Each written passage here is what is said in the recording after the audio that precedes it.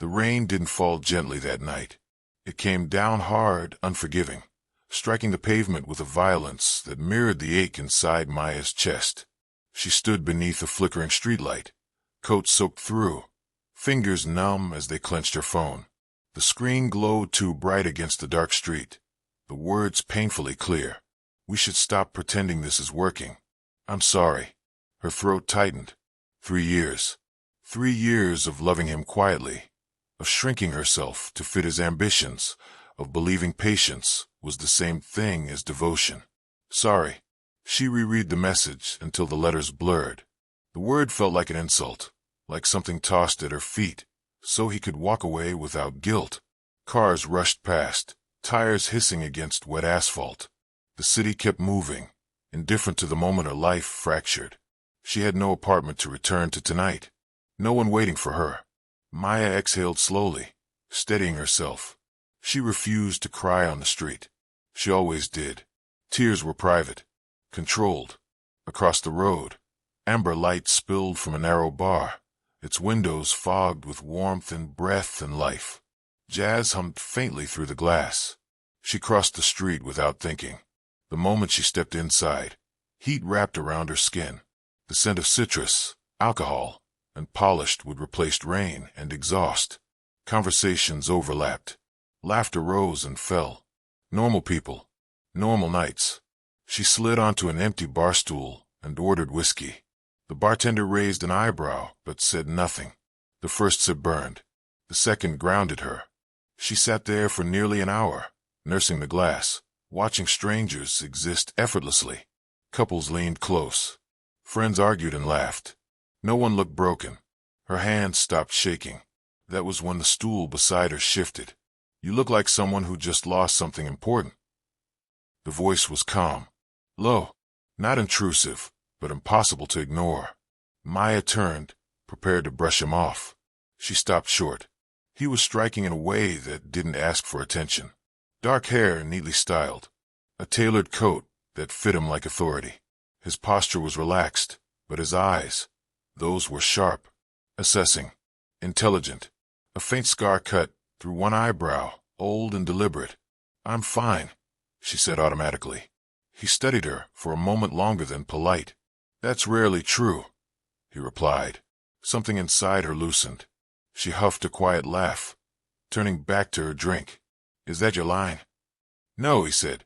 "It's an observation." She glanced at him again. "You observe strangers often. Only the ones who look like they're about to disappear." That hit closer than she liked. They talked. About nothing that mattered. Music drifting through the bar. How rain changed the city's mood. How people lied better to themselves than anyone else. He didn't pry. Didn't flirt aggressively. He listened like her words were data he wanted to understand. She noticed he never looked at his phone. Never scanned the room. When she stood to leave, dizziness tugged at her steps. Not drunk, just exhausted. He rose with her. "You shouldn't walk alone," he said. "I've been doing it all night."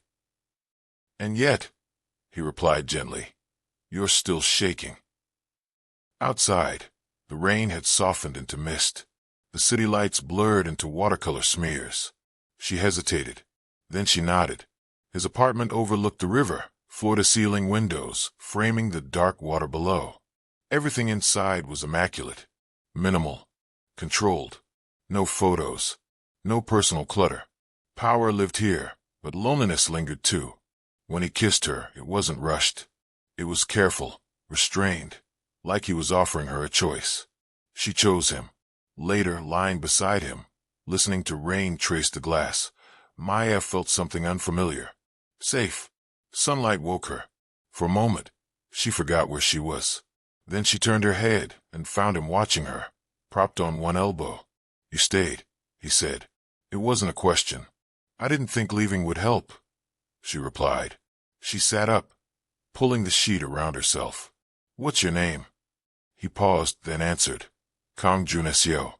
The name settled heavy in her chest, though she didn't know why. "And you?" he asked. "Maya. Just Maya." She smiled faintly. "It's always been enough." Something shifted in his expression. Approval, perhaps. When she checked her phone, Missed calls filled the screen. Her ex. Junesio noticed. Someone you don't want to speak to, he said. My ex, she admitted quietly. His jaw tightened. Does he know where you are? No. Good. She frowned. Why does that matter? Loss makes people reckless, he said. She laughed softly, unaware of the truth behind his words. When she left, he didn't stop her. She thought it was the end. Across the street, a man lowered his phone after taking her picture. Maya knew something was wrong before the message even finished loading. Her phone vibrated against the small kitchen table of her temporary studio apartment, the one she'd rented after her breakup, furnished with borrowed chairs and hope she didn't quite believe in. The vibration felt louder than it should have, sharp enough to tighten her spine. Unknown number. She stared at it for a long second, then opened the message. You need to come see me. Tonight. No greeting. No explanation. Her fingers hovered over the screen. Who is this? The reply came almost instantly. Kang Junesio. Her breath stalled. She hadn't expected him to contact her. Not after how quietly she'd left. Not after how neatly the night had closed behind her, like something finished. Why? She typed. 3 dots appeared. Disappeared. Appeared again. Because someone is asking questions about you. Her pulse kicked harder. Who? This time, his reply took longer. People who don't ask without reason. The cafe felt colder than usual that afternoon. Maya wiped down the counter slowly, trying to ignore the way her stomach twisted every time the door opened. The regulars came and went, unaware that something had shifted beneath her feet. Half an hour before her shift ended, her manager pulled her aside. There was a man here earlier, he said, lowering his voice. Didn't order anything. Just watched. Her chest tightened. What did he want? He asked about you. Your schedule. Where you live. He hesitated. He was very convincing. That night, her landlord called. A complaint. A serious one. She had a week to vacate. By the time she left the cafe, the sky had darkened again, clouds heavy with rain. Her phone buzzed once more. I'm outside. Her heart thudded as she stepped onto the sidewalk. Junesio's car waited at the curb, dark, unmarked, quiet. When she opened the passenger door, warmth and leather greeted her. He didn't look at her immediately, hands resting on the steering wheel like he was bracing himself. Tell me everything, he said. She did. About the man at the cafe, the landlord, the feeling that her life was suddenly slipping out of her control. When she finished, silence filled the car. Junesio's jaw tightened, a muscle jumping once near his temple. I warned him, he said quietly. Warned who? She asked. He turned to her fully then, eyes dark. Your ex. Her breath caught. What does he have to do with this? He crossed a line, Junesio replied. And now his family thinks you're leverage. Her stomach dropped. Family? Yes. Understanding struck her like cold water. You're his uncle, she whispered. He nodded once. The truth rearranged everything in her mind. The restraint, the authority, the way people seemed to bend around him without him asking. You're saying this is happening because I slept with you, she said, disbelief sharp in her voice. No, he corrected calmly. It's happening because they think I care. She laughed bitterly. Do you? His gaze didn't waver. Enough to make this dangerous. Fear surged, raw and unfiltered. Then stay away from me, she said quickly. Whatever this is, it ends now. I can't, he replied. Why not? Because walking away won't protect you, he said. And because I don't abandon what's mine. Her chest tightened. I'm not a possession. His expression shifted, something like regret flickering across his face. I know, he said. That's why this complicates everything. He didn't give her a choice. That night, she packed a single bag, while 2 silent men waited outside her door. They didn't touch her, didn't rush her. Still, the message was clear. She was no longer safe alone. The house he brought her to sat beyond the city, hidden behind tall gates and older trees. Warm light glowed from inside, softening the severity of its exterior. A woman in her 60s greeted her at the door, eyes sharp but kind. I'm Mrs. Han, she said, taking Maya's bag. "You'll eat first." It wasn't a question. Soup steamed in a porcelain bowl. The warmth seeped into Maya's bones as exhaustion finally caught up with her. Jun Seo stood near the doorway, watching her with a focus that made her uneasy. "You can leave whenever you want," he said. She looked up at him. "Can I?" His silence was answer enough. Days passed in uneasy calm. The house wasn't a prison, but it wasn't freedom either. Guards stayed discreetly distant. Mrs. Han fussed over her meals, and sleep, like Maya, was a long-lost niece. Jun Seo came and went, always composed, always controlled. But she began to notice the cracks. He didn't sleep much. He stood at windows too long. Sometimes, she caught him rubbing the scar on his eyebrow like it ached. One evening, she found him on the terrace, staring into the dark. "You don't rest," she said. "Rest is a luxury," he replied. "So is isolation." That made him turn. "You don't understand this world," he said. "People get hurt for standing too close to me." "I'm already standing here," she said quietly, "and I'm still breathing." His gaze softened just a fraction. "I didn't choose this life," he admitted, "but it chose me." She hesitated, then asked, "Did it cost you someone?" His silence was heavy. "My brother," he said finally. "Your ex's father." The realization hit hard. "That's why you took over," she murmured. "Yes. And that's why you're afraid," she added gently. "Not of losing power, of losing people." For a long moment, he said nothing. Then, quietly, "You see too much." She smiled faintly. "You don't hide it well." The warning came just after midnight. One of the guards knocked softly on the door. Jun Seo's phone buzzed at the same time. His face hardened as he read the message.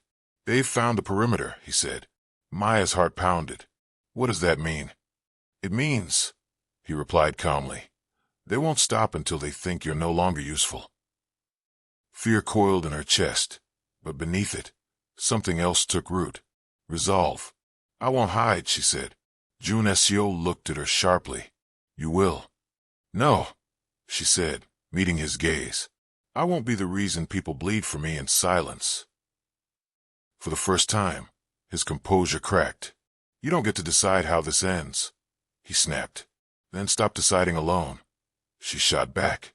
The tension between them was electric. Fear, anger, attraction tangled together. Outside, the wind picked up, and somewhere beyond the gates, someone was watching. The first shot shattered the quiet just before dawn. Maya woke to the sound of breaking glass and the sharp scream of an alarm cutting through the house like a blade. For a second, she didn't understand where she was. Then the second sound came, footsteps, running, shouting in low, urgent voices. Her heart slammed into her ribs. The door burst open. Jun Seo was there, already dressed, a gun in his hand. His expression wasn't frantic. It was focused, lethal. "Get up," he said. "Now." She didn't argue. He grabbed her wrist, not hard but firm, and pulled her from the bed.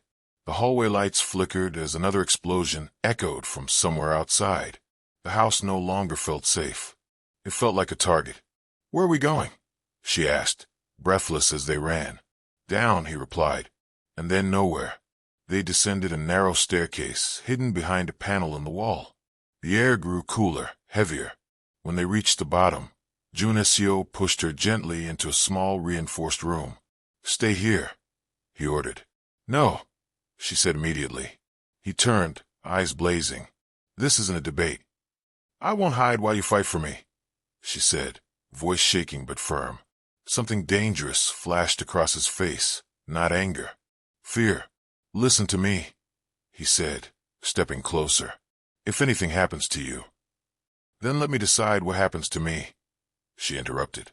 For a moment, the world narrowed to the space between them. Sirens wailed somewhere above. The house trembled faintly. Then Jun Seo exhaled, sharp and controlled. "Stay behind me," he said. "If you move without my word, I will drag you myself." She nodded. They emerged into chaos. Gunfire cracked through the morning air.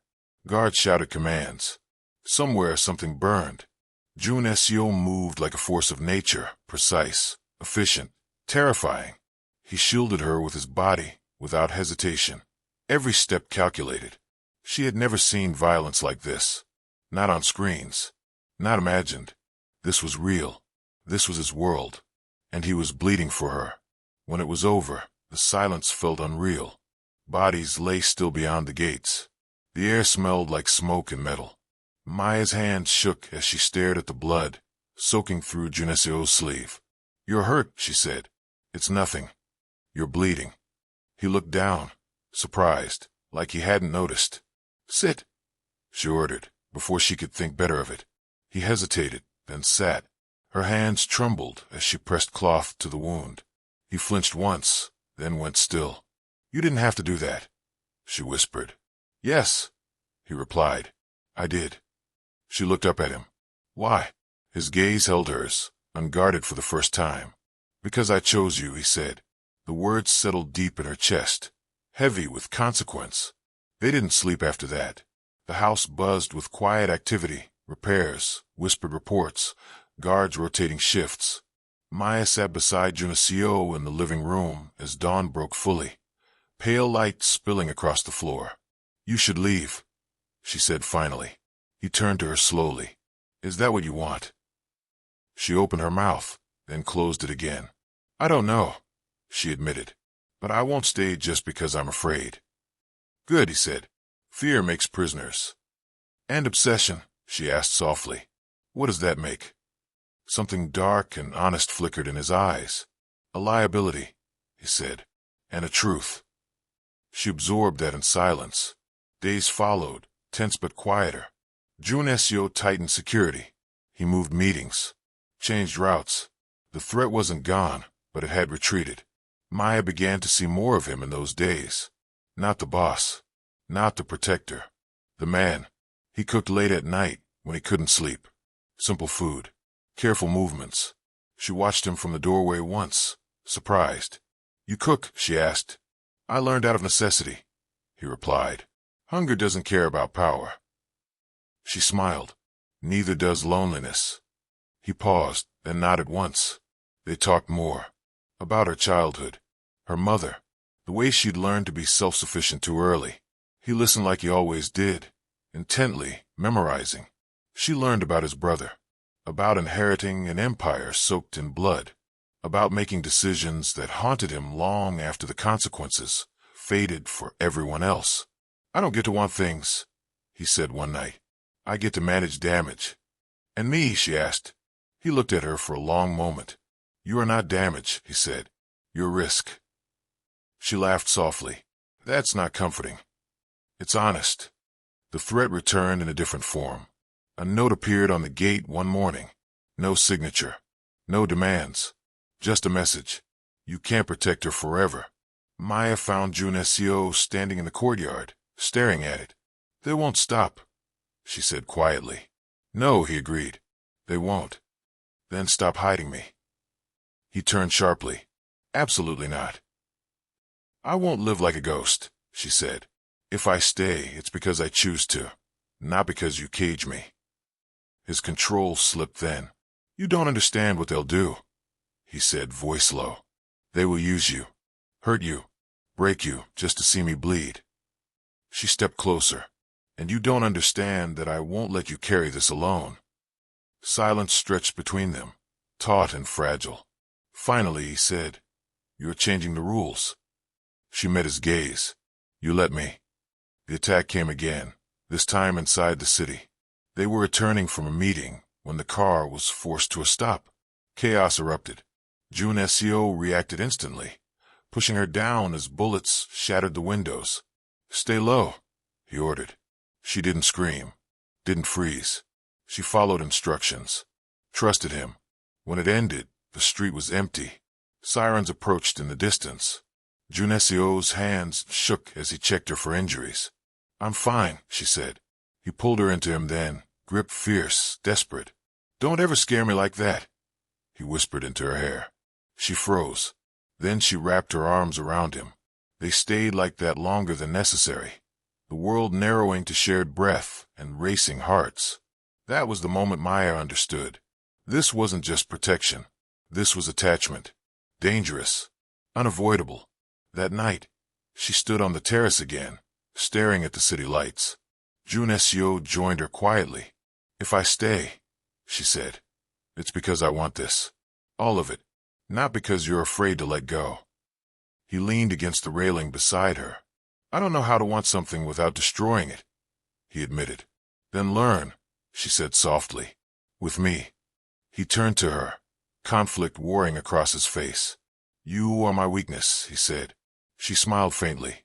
"Then let me be your strength too." He didn't answer, but he didn't walk away. Somewhere in the city, plans were already moving, and the most dangerous choice of all had just been made. Maya realized something was wrong when Mrs. Han stopped humming.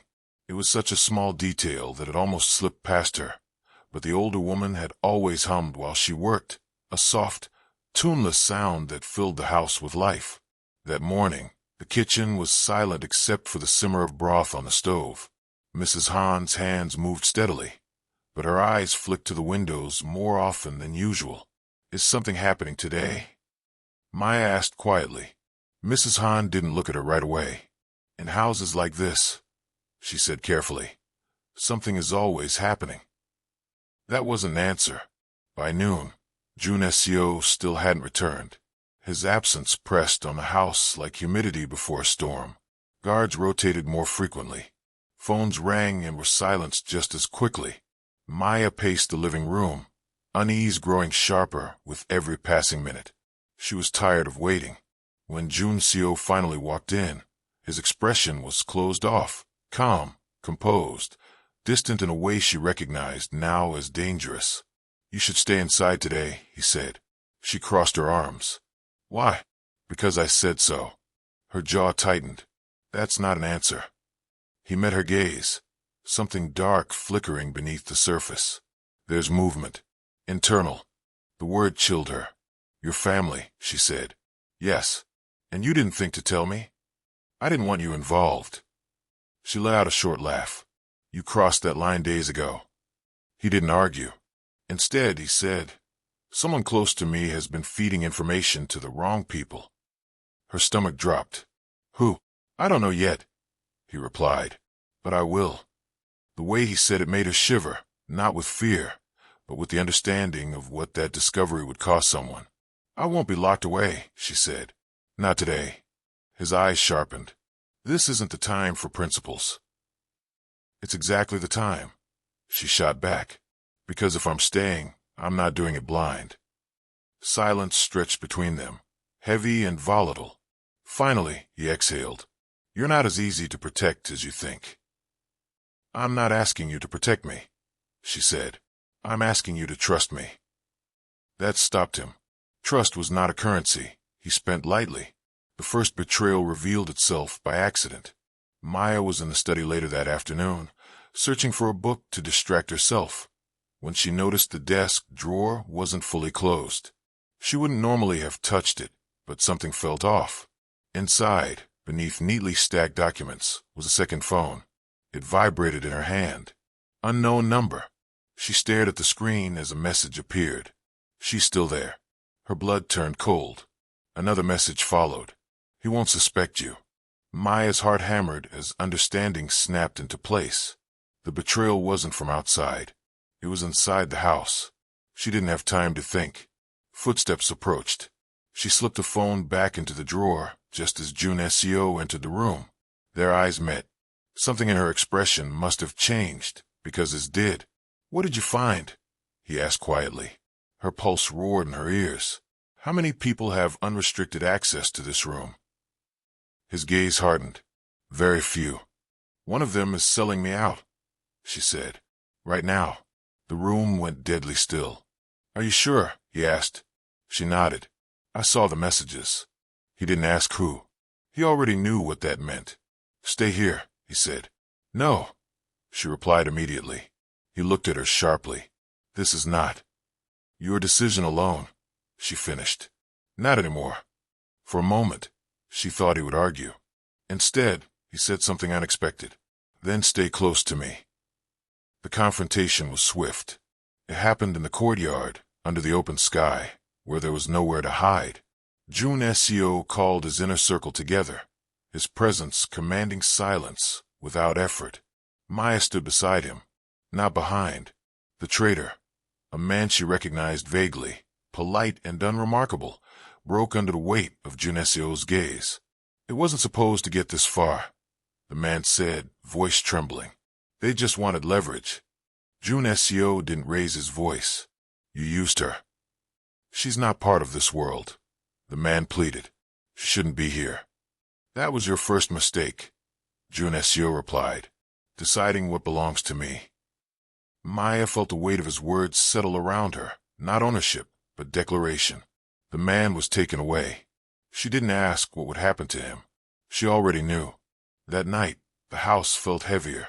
Maya sat alone in her room, staring at the city lights beyond the window, when a knock sounded softly at the door. Jun Seo stepped inside. He looked different. Tired. Exposed. I should have known, he said quietly. I failed to see it. You didn't, she replied. You adapted. That's not enough when it comes to you. She turned to face him. You can't control everything. I've tried, he admitted. Silence fell between them. Then he said, they're escalating. If you stay near me, this won't end cleanly. Her voice was steady when she replied, I'm not asking for clean. He searched her face, like he was looking for doubt, fear, anything to justify pushing her away. He found none. You're choosing danger, he said. I'm choosing you, she corrected softly. That broke something in him. He crossed the room in 2 strides and stopped inches from her, hands clenched at his sides like he was restraining himself from pulling her closer. I don't know how to love without consuming, he said hoarsely. She reached for his hand. This time, he didn't pull away. Then let me teach you, she whispered. For a moment, he rested his forehead against hers, breath uneven. Outside, thunder rolled. The retaliation came 2 nights later. Maya wasn't supposed to be there. That was the first thing that went wrong. She had insisted on attending a public charity event with Jun Seo. Neutral ground, high visibility, the kind of place enemies like to prove points. He hated the idea, but she wouldn't back down. I won't live in hiding, she told him. And if they're going to strike, let them see I'm not afraid. You're forcing my hand, he said. No, she replied. I'm forcing honesty. The ballroom glittered with crystal and smiles that hid knives. Maya stayed close to Jun Seo's side, aware of every glance, every shift in the crowd. It happened fast. A scream, a sudden surge of bodies, a gunshot cracking the illusion of safety. Jun Seo moved instantly, pushing her down as chaos erupted. She hit the floor hard, heart pounding, ears ringing. Then she saw the blood. Not his, hers. A sharp pain flared along her arm where debris had torn through skin. Maya, he said, her name raw and guarded. Look at me. She did. I'm here, she said through clenched teeth. I'm okay. His hands shook as he held her, shielding her from the panic around them. In that moment, she saw it clearly.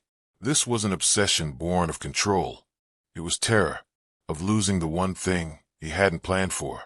Back at the house, as a medic stitched her arm, Jun Seo paced like a caged animal. This ends now, he said. I will dismantle every threat. And then what? She asked quietly. You think the danger disappears because you say so? He stopped pacing. What are you saying? I'm saying, she replied, that you can't win this by becoming more ruthless. You'll only lose yourself. He stared at her, breathing hard. And if losing myself is the cost of keeping you alive? She met his gaze, unwavering. Then you lose me too. The words landed like a blade. He went very still. You would leave, he said slowly. Yes, she replied. If you turn into something that can't love without destroying. For the first time since she'd met him, Kang Jun Seo looked afraid. Not of enemies, of himself. That night, Maya lay awake, arm bandaged, listening to the storm outside. She didn't know if she had pushed him too far, or not far enough. All she knew was this. The final reckoning was coming. And when it did, she would not be a bargaining chip. She would be a choice. The night before everything ended, Seoul was unnaturally quiet. The storm had passed, leaving the city washed clean, streets gleaming under streetlights like polished steel. From the window of the house, Maya watched the lights flicker in the distance, each one representing a life untouched by the war quietly circling hers. She didn't know if she would be one of them again. Behind her, she felt him before she heard him. Jun Seo stood in the doorway, not crossing the threshold. He hadn't spoken much since the charity event, since her words had drawn a line he couldn't ignore. "I've located them," he said. She turned slowly. "All of them. Yes. And I can end this tonight." The way he said it, flat, resolved, sent a chill through her. She walked closer, stopping a few steps away. "How?" He didn't answer immediately. "That's not what I asked," she said gently. He met her gaze. "By becoming exactly what they fear." Her chest tightened. "And what you hate." Silence stretched between them. "I won't stop you from protecting yourself," she said. "But I won't be the reason you lose what little peace you have left." "You think this is about peace?" he asked quietly. "I think," she replied, "this is about who you wake up as tomorrow." He looked away. "For years," he said, "I told myself I was already lost, that every line crossed made the next one easier. Then you walked into a bar, soaked in rain, trying not to disappear." His voice roughened. "And suddenly, I wanted a future." She swallowed. "Then don't burn it down tonight." He took a slow breath. "I need you to trust me," he said. She searched his face, looking for the man she'd come to know beneath the armor. "I do," she said, "but trust doesn't mean silence." He nodded once. "Then come with me." Her heart skipped. "Where?" "To the end of this." The warehouse sat on the edge of the river, abandoned, forgotten, perfect for secrets that needed to die quietly. Maya stayed in the car at first, watching Junisio step into the shadows like he belonged there. Men emerged from the dark, faces she didn't recognize, but whose intent was unmistakable. This was the moment everything balanced on. When she saw her ex step forward, fear sharpened into clarity.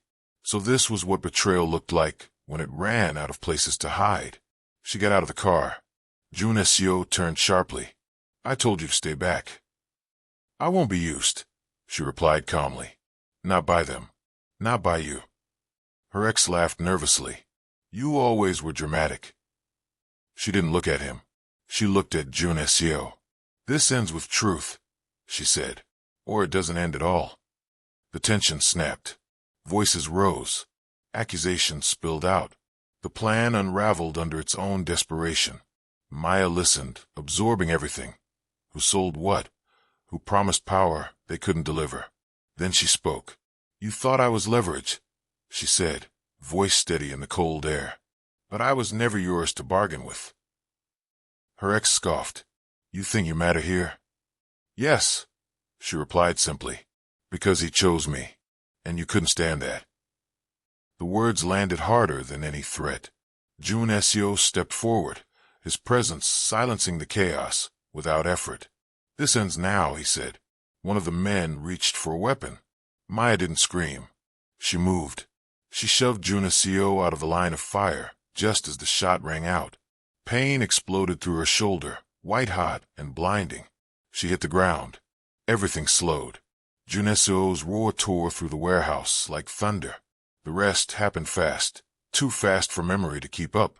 When the noise stopped, when the world steadied again, she was aware of only one thing. His hands on her face. "Stay with me," he said, voice breaking. "Please." She forced a breath. "I told you," she whispered. "I won't hide." His forehead pressed to hers, shaking. "You are not my weakness," he said hoarsely. "You are my line." Sirens wailed in the distance. The night finally exhaled. She woke in a hospital room flooded with pale morning light.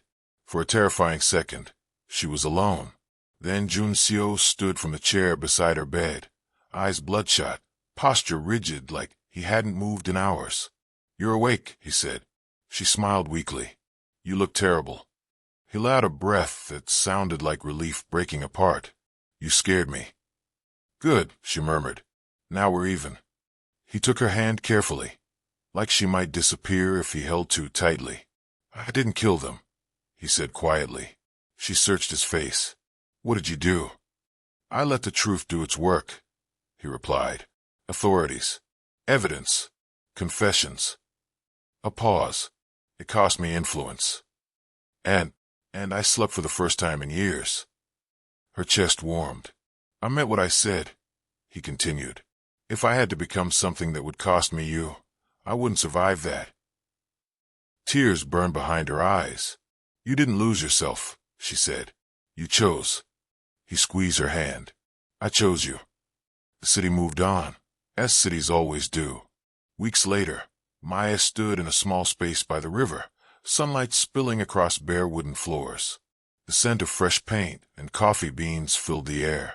Her cafe wasn't grand, but it was hers. June Esio watched from the doorway as she arranged cups on the counter, her smile easy, unguarded. You're staring, she said. I'm learning, he replied. Learning what? How to want something without controlling it. She walked over, resting her hands against his chest. You're doing fine. He kissed her forehead, gentle, reverent. I'll never be harmless, he said quietly. She met his gaze. I don't need harmless. I need honest. Outside, the river flowed steadily, carrying the past with it. For the first time, Maya didn't feel like she was standing in the shadow of someone else's power. She had chosen this life, and so had he. Some loves don't save you from darkness. They teach you how to stand inside it, and still choose the light. Thank you for listening to She Slept with Her Ex-Boyfriend's Uncle, a Korean mafia boss now obsessed with her. If you enjoyed this story, don't forget to like, subscribe, and share. Your support means the world. Until next time, Red Heart.